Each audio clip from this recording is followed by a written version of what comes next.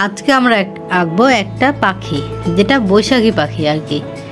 এখন তো নববর্ষ আসবে সামনেই, সেই উপলক্ষে একটা পাখি আঁকবো,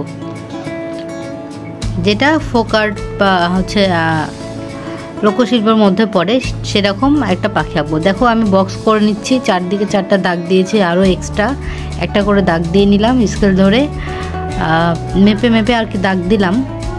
এখন আমি প্রথমে এই যে একটা ঢেউর মতো দিয়ে এখানে একটা লম্বা করে আরও একটা নিচে লম্বা একটা পাখি এঁকে নিলাম। দেখো পাখি আঁকাটা তোমাদের আমি আগেই দেখিয়েছি, এবার পাখাটা একটু ফুলের মতো করে এর ভেতর দিয়ে আবার আরেকটা দাগ দিচ্ছি, যেন কালার করতে সুবিধা হয়। আরও গোল মানে আরও কয়েকটা বেশ রাউন্ড রাউন্ড দিয়ে নিচ্ছি। এরপরে এখানে একটা পাতা, দুই পাশে দুইটা পাতা, তোমরা চাইলে যে কোনো কিছু দিতে পারো। আর নিচের দিকে আমি একটু পদ্মর পাতার মতো করে দিয়ে দিচ্ছি। এগুলো হচ্ছে ডিজাইন করছে আর কি।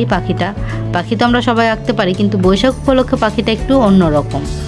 পাখির মাথার ওপরের অংশটি, এবার এখানে একটা ডাল দিব, গাছের ডাল থাকবে যেখানে দাঁড়িয়ে রয়েছে, পাতাগুলো দিচ্ছি।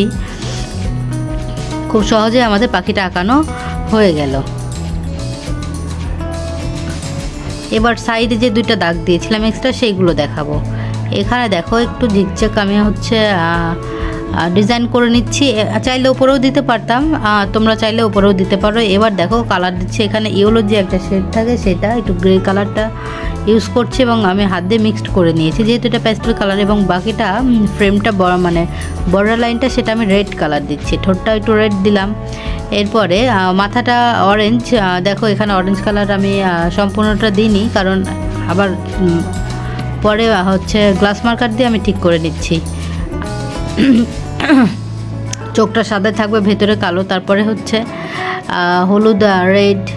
এবার আমি সম্পূর্ণটা এখানে নীল কালার করব, নীলের সাথে আকাশি দিলাম পাখাটা, যে একটু বেশি সুন্দর লাগবে।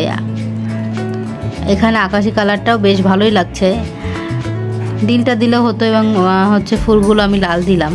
এবার আমি প্রথমে গাছের ডালটা করে নিচ্ছি। এখানে আমি হাত দিয়ে মিক্সড করতে গেলে কালো হয়ে যাচ্ছে আর কি, আমার হাতে বেশ কয়েকটা কালার ভরে যাচ্ছিল, তো ওই জন্য আমি এখানে আবার গ্লাস মার্কার দিয়ে কালারটা আমি মিক্সড করে নিচ্ছি, বেশ ভালোই হচ্ছে।